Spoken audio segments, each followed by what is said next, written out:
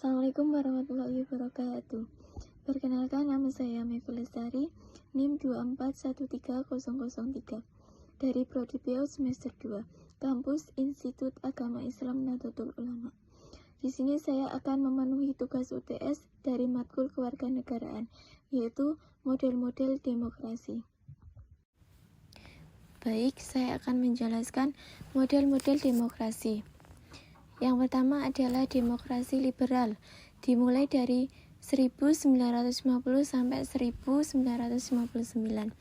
Diterapkan setelah Indonesia menggunakan Undang-Undang Dasar Sementara 1950. Kekuasaan eksekutif dan legislatif terpisah atau sistem parlementer. Banyak partai politik, sering terjadi pergantian kabinet, tidak stabil dan dianggap tidak cocok dengan karakter bangsa Indonesia. Latar belakangnya adalah setelah kemerdekaan, Indonesia menggunakan Undang-Undang Dasar Sementara 1950 dan menganut sistem parlementer. Ciri-ciri utama, kekuasaan eksekutif atau presiden dan legislatif DPR terpisah.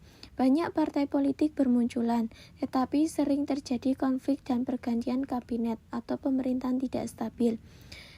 Selanjutnya, demokrasi ini dianggap tidak cocok dengan kondisi sosial politik dan budaya Indonesia.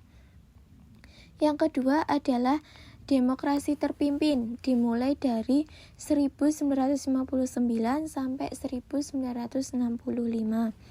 Dimulai dengan Dekret Presiden 5 Juli 1959, kembali ke Undang-Undang Dasar 1945. Kekuasaan terpusat pada Presiden, lembaga negara dikendalikan olehnya.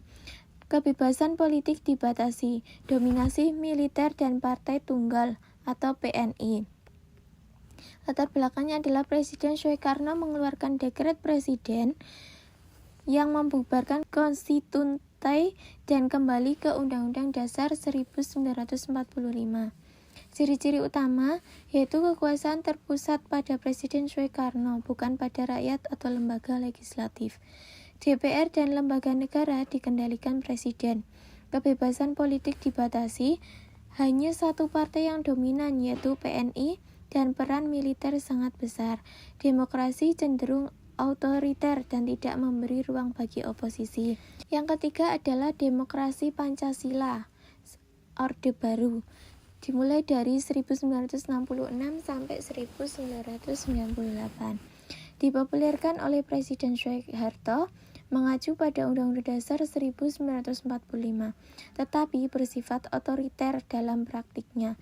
Pembatasan partai politik hanya Golkar, PP, dan PDI. Kebebasan pers dan oposisi sangat terbatas. Latar belakang munculnya setelah runtuhnya demokrasi terpimpin. Presiden Soeharto mempopulerkan istilah demokrasi Pancasila.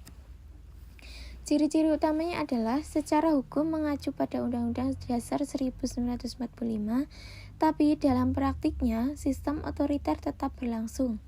Hanya ada 3 partai politik yang boleh ikut pemilu, yaitu Golkar, PP, dan PDI. Kebebasan pers dan oposisi dibatasi. Pemilu dilaksanakan secara berkala tapi hasilnya sangat dikontrol oleh pemerintah. Yang keempat adalah demokrasi Pancasila. Di era reformasi 1998 sampai sekarang, demokrasi lebih terbuka dan partisipatif. Pemilu langsung untuk presiden, kepala daerah, dan legislatif. Kebebasan pers dan hak asasi manusia ditingkatkan. Sistem check and balances antar lembaga negara diterapkan. Latar belakangnya adalah setelah lengsernya Soeharto pada tahun 1998, Indonesia memasuki era reformasi. Ciri-ciri utamanya adalah demokrasi menjadi lebih terbuka dan partisipatif. Pemilu dilakukan secara langsung untuk memilih presiden, kepala daerah, dan anggota legislatif. Kebebasan pers dan hak asasi manusia lebih dijamin. Diterapkan sistem checks and balances, yaitu pengawasan dan keseimbangan antara lembaga negara agar tidak terjadi penyalahgunaan kekuasaan. Sekian dari saya, apabila ada salah kata, mohon maaf yang sebesar-besarnya. Semoga materi tersebut bermanfaat untuk kita semua. Assalamualaikum warahmatullahi wabarakatuh.